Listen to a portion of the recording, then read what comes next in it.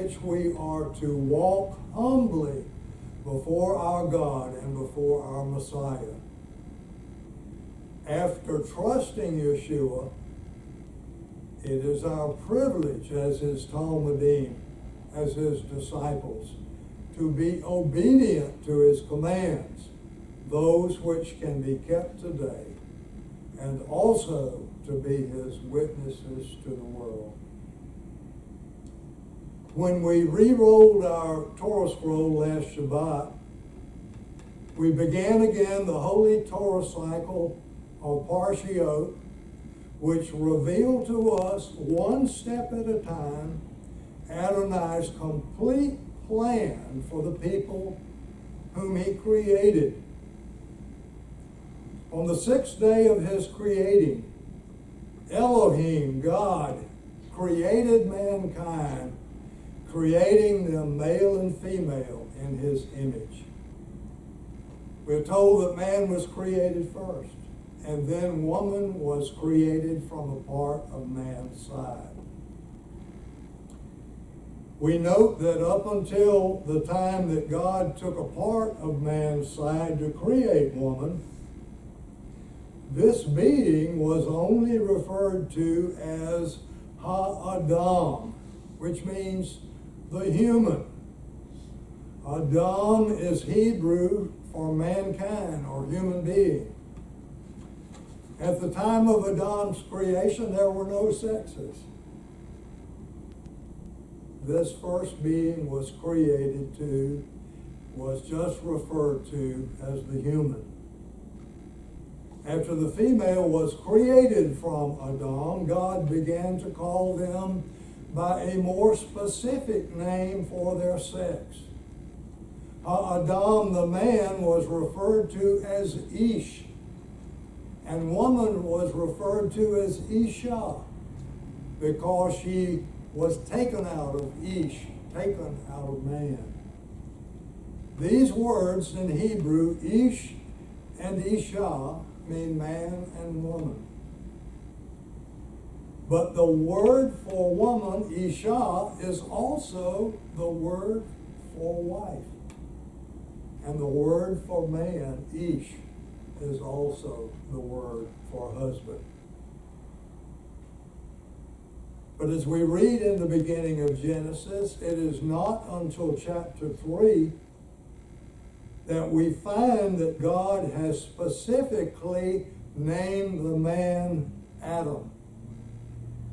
It says in Genesis 3:17, Ule Adam Amar. To Adam, he said. Now, in the earlier references, he was first referred to as Ha-Adam, the human being. And then after a woman was taken for him, was referred to as Ha-Adam, meaning the man. Same word. Now he is called Adam as a name. He is A-D-A-M without a V before it. Then Adam named his wife. Vayikra ha-Adam Shem Ishto Hava Ki Hi Hayita Em Kokei. Now Adam named his wife Eve because she was the mother of all the living. And Hava means living. We also recognize from reading Genesis that Adam and Eve became a married couple, as we just mentioned by saying what we did about Ish and Isha. They were a couple joined together by none other than their Creator.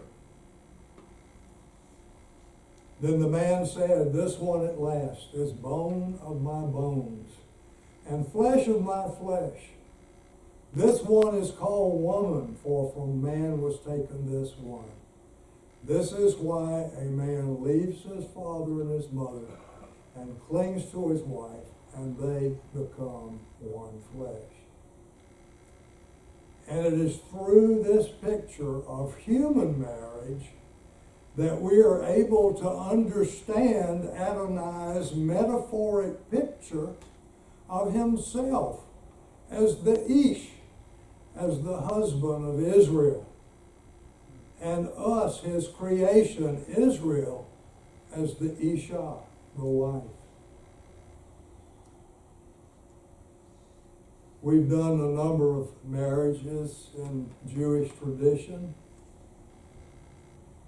And this marriage usually takes place under a huppah, a marriage canopy. We have one standing over there in the corner in case we need it in a hurry. This canopy is representative of Adonai's sheltering love over us. And it also shows us that our human marriages are being conducted under his authority and by his direction. In Yeshua's day, marriage consisted of two parts. The first part was Kiddushin, the betrothal. And Kiddushin was a binding marriage contract. After this, and during the period of Kiddushin, the couple was considered legally married, even though they had not yet lived together or consummated their marriage. As we read in the book of Matthew, we understand that this is what happened with Yosef, who became betrothed to Miriam. They were betrothed for some time before they came together as husband and wife. And they came together in this way. Nisuin was the second part of marriage. It was the ceremonial part which took place under the huppah, after which the couple began to live together. Now, in our modern Jewish weddings, we don't usually do it that way. We don't get betrothed and wait for a year or more. We usually combine the two ceremonies into one wedding service. At this service, we have a document called a ketubah. What is the ketubah? It is the groom's written promises to the bride. It is what he promises that he will do for her during their marriage. During the Nisuin ceremony, and after the vows have been made, and they are officially married, the groom reads the ketubah before the wedding party. And this document, as I said, contains the promises which the groom has made to his wife and how he promises to take care of her. As human promises, this is important. As human promises, they are considered to be as binding as the Torah given by Adonai to Israel. As the Torah given to Israel, whom he betrothed at Mount Sinai. And what this means is that marriage is a covenant, which is not to be broken. It is not to be broken. And we recognize Torah as also being a ketubah, Adonai's marriage promises to us, those of us in the body of Israel. So as I said, the marriage covenant between a man and a woman is supposed to be unbreakable. A couple who are being married should already have circumcised hearts. Hearts which have been committed to Yeshua. If they don't have this relationship, no amount of traditional and scriptural role playing will make the marriage last. it will only last when both parties both have and follow a deep and committed relationship with Yeshua and with Adonai. Those of us who have trusted Yeshua and are following him as our Messiah, following him as our bridegroom, are now in the Kiddushin stage of our marriage to him. We have been betrothed to him. In metaphor, the whole body of Israel was betrothed to Adonai at Mount Sinai. And we who are living today were individually betrothed to him when we trusted Yeshua and decided to follow him. In the same way, the whole body of Messiah, Israel, is betrothed to Yeshua. And we understand that the Torah given by Adonai with his covenant at Sinai was the ketubah, the marriage contract given to Israel. And I would say in actuality today, all of Adonai's written word, the entire Bible, is now his ketubah for us, the followers of Yeshua. So we know where we are now in our betrothal relationship. We are waiting for our bridegroom, our Mashiach, to come and to claim us. He is coming. His return is near. But as we wait, we are required to be faithful to him. We are considered married, and we must remain faithful. We must not seek or follow other gods. Adonai said, "You shall have no other gods before you." But because of the unfaithfulness of some individuals, those who are in spiritual adultery, there may be legal grounds for Yeshua to divorce some of his betrothed. When he returns, he may issue a get, a bill of divorcement to those who have grossly violated the terms of their betrothal, an action which will cause them to be eternally separated from God. He said, "Depart from me to a certain group. I never knew you." This means that some who believe that they began the race as Yeshua's followers may not finish the race with him. But Adonai is the only one who knows who they are. He is the only one who knows who is eternally saved. We cannot judge, and we do not judge, which of our brothers or sisters are saved. But we can see actions, and we can and we should encourage and entreat anyone we know who has seemed to fall away to return and to be faithful to the marriage contract which they originally made. Yeshua will soon return to complete the marriage vow which he has made to us by coming for us, his bride, and then taking us to his Father's house. When he returns in the clouds to draw us up, the righteous dead and his living followers, to meet him in the air, he will be taking us to the home which he has prepared for us. And there, Rabbi, if you could get me back up. as we are told in Revelation 19, verses 6 through 9, the wedding supper of the Lamb will take place.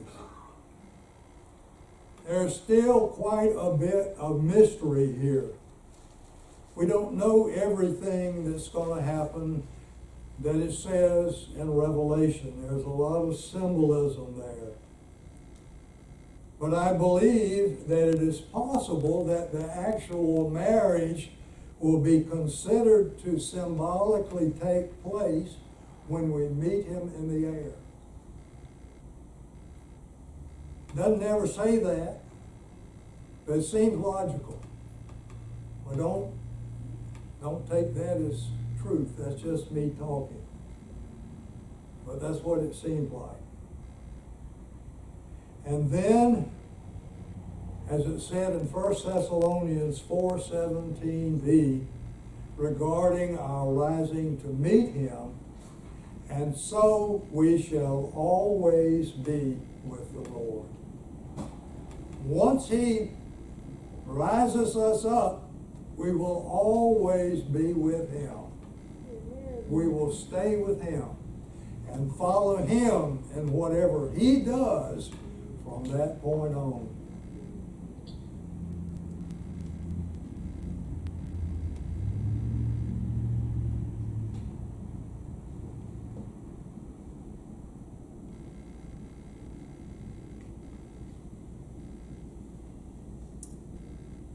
It is in Parsha Bereshit that we first meet Hasatan, the adversary.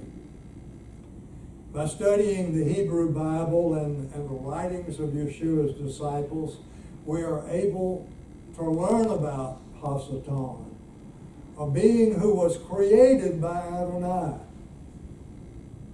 We learn that at one time he was a high-ranking Malach, a messenger, a servant of Adonai, but that he rebelled, and then he influenced about 1/3 of Adonai's Malachim, his heavenly messengers, to rebel along with him.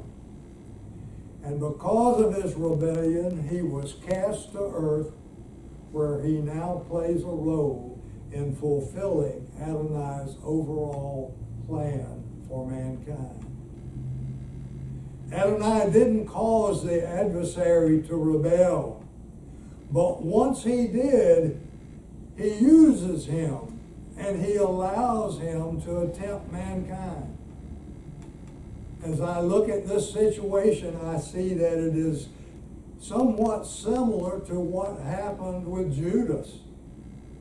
Adonai didn't cause Judas to betray Yeshua, but when he did, Adonai used his sin to bring about his plan, Yeshua's death on the stake, through which salvation would come to mankind.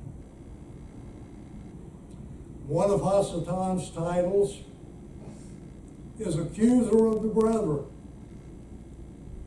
He is a tempter who tries to influence men and women to follow him in rebellion against Adonai and against Yeshua. We are told in John 13 that Satan entered into Judas. And it was after that he went to the high priest and he betrayed Yeshua. And Hasatan can also try to enter into us. But we don't have to allow him to cause us to sin.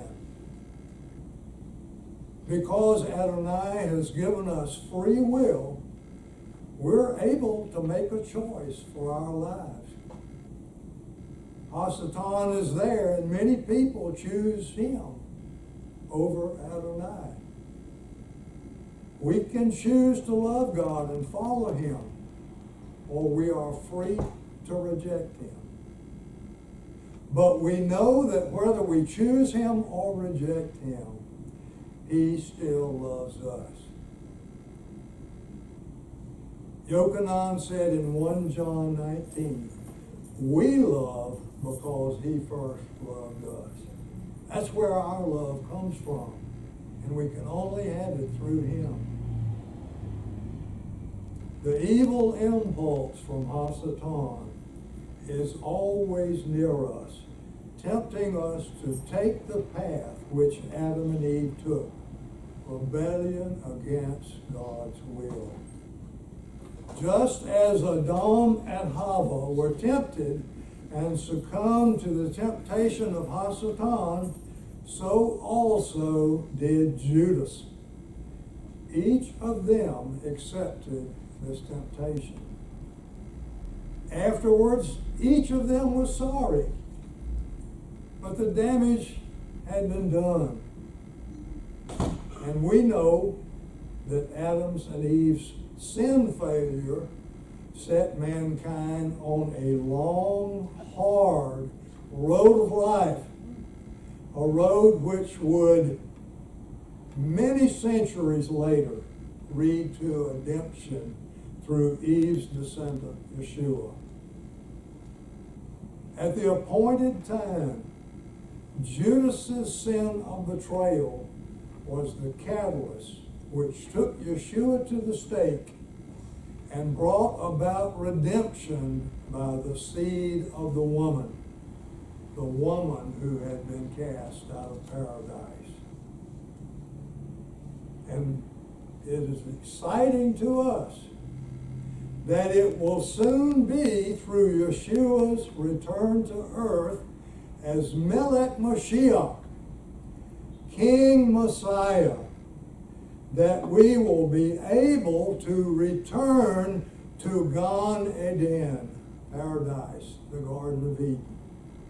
When he returns, the earth will be renewed as it was in the garden. Because Adam and Eve disobeyed Adonai, they fell from their position of privilege, and they were cast out of Gan Eden.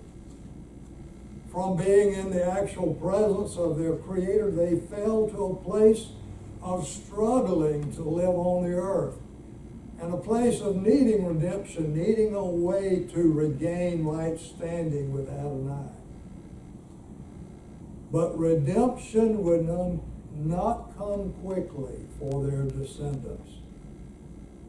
The relationship was somewhat restored to Abraham's descendants through the covenant at Sinai, but complete and permanent restoration of the relationship would not come for Adam and Eve's earthly descendants until their descendant, Yeshua, overcame Hasatan, the adversary.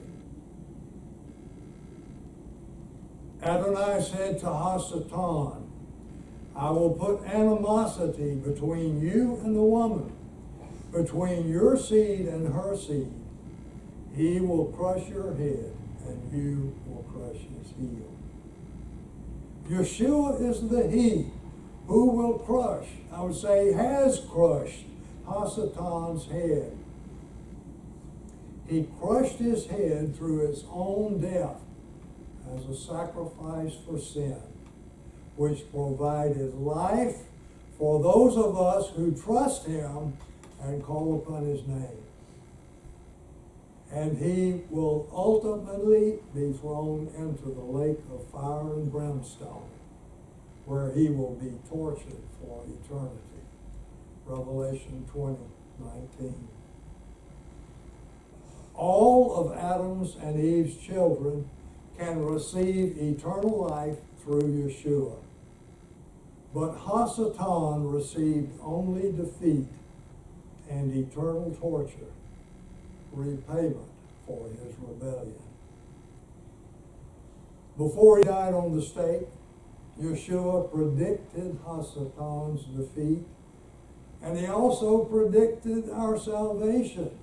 He said, now is the judgment of this world. Now the prince of this world will be driven out. And as I am lifted up from the earth, I will draw all to myself. And Shaul elaborated on this. After disarming the principalities and powers, He made a public spectacle of them, triumphing over them in the cross. And Shaul here was referring to the evil principalities and powers. That is the totality of the evil forces of the universe, the evil ruling angels under the leadership of Hasatan, the ones with whom we are currently in battle, as it says in Ephesians 6. Shaul, speaking to the congregation at Ephesus, speaking to them about a time before they knew Yeshua, said this to them. At that time you walked in the way of the world, in conformity to the ruler of the domain of the air, the ruler of the spirit, who is now operating in the sons of disobedience. As we said, we have free will. Some of the sons have used that free will to be sons of disobedience. The word ruler is archon in the Greek, and it means chief or ruler. Hasatan is the archon of the disobedient spirits, the angels who rebelled with him against God. But I will also say, by the same token, there also are good principalities and powers. And they are Adonai's faithful angelic leaders, such as Michael and Gabriel, who happen to be the only two messengers who are actually named in the Bible. But we know from the scriptures that there obviously are many others, but they're not named. We can expect and believe that Michael and Gabriel and the others are now actively battling the evil demonic principalities, powers, which are working in the world today. Just as we saw in the book of Daniel. So we're battling them, but we have help in the heavenlies. Yeshua the Son is also the bridegroom of the new covenant. The new covenant also has a ketubah. It is the original Torah, the parts of which are possible to follow today. These verses have been written on the hearts of each of us who has trusted Yeshua. Jeremiah 31 says, "But this is the covenant I will make with the house of Israel after those days." It is a declaration of Adonai. "I will put my Torah within them. Yes, I will write it on their heart. I will be their God, and they will be my people."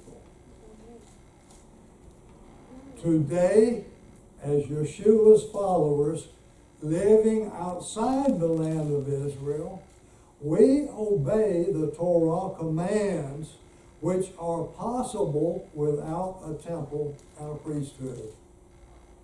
It is our great joy to do this because they have been written on our hearts.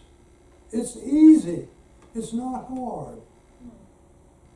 Yeshua's ketubah, his marriage contract with us, his followers, also includes the ketuvim shlikim, the writings of his followers.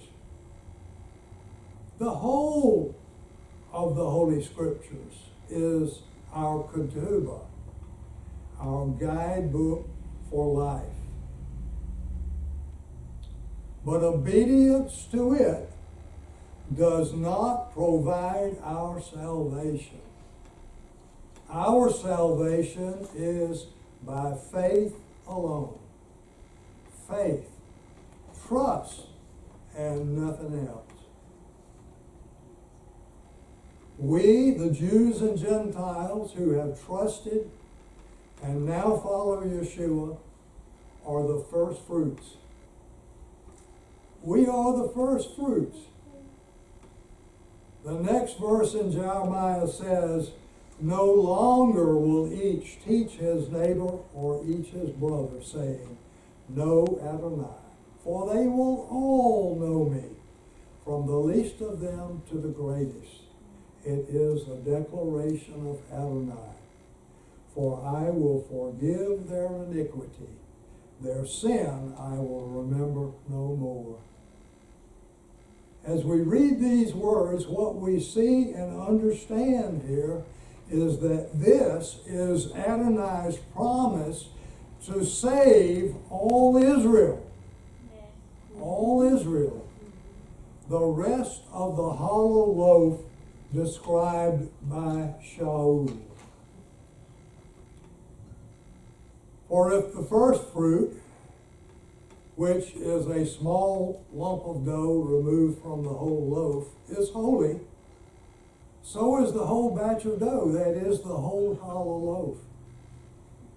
And if the root, that is the root of the olive tree, the father's, is holy, so are the branches. And that is the sons and daughters, the Jews. As we see this, what we understand is that the Hebrew word challah means cake of bread. And it was that which was offered as first fruits in the tabernacle. A portion of this bread was given to the priest, as we see described in Numbers chapter 15. If the first fruit offering to the priest is holy, then so is the whole offering, all of Israel. And all of Israel will become holy. Following that, Shaul said in Romans 11, and in this way all Israel will be saved. And then in verses 26b and 27, he quotes Isaiah. I'm not going to quote Paul, I'm going to quote Isaiah. But a Redeemer will come to Zion and to those in Jacob who turn from transgression. It is a declaration of Adonai. As for me, this is my covenant with them, says Adonai. The covenant he has already made, the new covenant made with Israel, my Ruach who is on you, and my words that I have put in your mouth shall not depart from your mouth, or from the mouth of your offspring, or from the mouth of your children's offspring, says Adonai, from now on and forever. So by this will Jacob's sin be atoned, and this the full price to remove his sin. We're looking at a promise that all Israel will be saved. And all Israel will have Torah written on their hearts, just as we, the first fruits, now have it written. Parsha Bereshit teaches us many things. Among them today we have seen that Adonai is the originator of human marriage, and that it is between a man and a woman. We also pictured in it Eve's special descendant, Yeshua, who is the final victor over all of the evil brought into the world by Hasatan, the adversary. Hasatan is already defeated. The victorious ending of the battle by Yeshua was shown at the time of the beginning, and in which we are rapidly approaching. The victory, the end result, was revealed, Bereshit. It was revealed in the beginning, where we are shown that Yeshua will bruise Hasatan's head. We've also seen the metaphor of marriage used to describe our relationship with Adonai and Yeshua the Son. Yeshua is the bridegroom who has given us a ketubah, a marriage contract for us to follow. And he has promised to return for us to finalize his marriage relationship with us, his betrothed. One of the last three parables taught by Yeshua before his death on the stake was the parable of the 10 virgins. You find that in Matthew 25. Each of those three parables had to do with his coming again and seemed to be a final warning before he went to the stake for us to be faithful to us in parable form. In this particular parable, Yeshua compared the kingdom of heaven, which I would say is the body of Messiah, all of his followers, with 10 virgins who were invited to a wedding.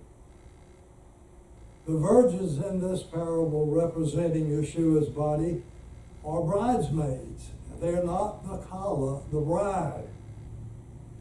But Yeshua uses their preparation or their lack of preparation to emphasize the need for his body, in actuality his bride, to be ready for his return. In that parable, Yeshua is the Katan, the bridegroom. He will come for his bride when we least expect it, so we must be ready. As his followers, we are called to be like the 5 virgins who had enough oil to last the required time. Our oil is the oil of the Holy Spirit, which enables us to have circumcised hearts and to live lives which are faithfully following his commandments. One question regarding this parable is, who are the 5 unfaithful bridesmaids? Just by looking around us, we know that there are those who call themselves Yeshua's followers who are not. And in this parable, Yeshua reminds us that we are not to be like them. But we also need to pray for them, that they will repent and return to him. Up until the bridegroom comes for his bride, there is still time. But the day will come when we hear the last shofar sound. It will happen like a thief breaking into your house in the middle of the night. Just as there would be shock and surprise if you woke up in your bed to a robber standing in your bedroom, some will have that same surprise when Yeshua returns and they're not ready. We must be prepared because the hour in which we live is already far into the spiritual night. As said in the parable, in the middle of the night, the bridegroom comes. Regarding this parable,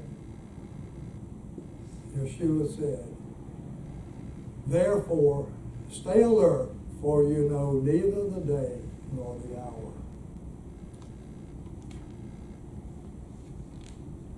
For us, if we are faithfully following Yeshua, the battle has already been won. The end was revealed in the beginning, when Adonai revealed that Yeshua, the seed of the woman, would defeat Hasatan. Then one of the elders tells me, stop weeping. Behold, the Lion of the tribe of Judah, the root of David, has triumphed. Yeshua has already defeated the ancient serpent of Bereshit Hasatan. Rejoice in it and be glad. Shabbat shalom. Shabbat shalom. That was a wonderful Shabbat teaching, shalom. Rabbi. Wonderful.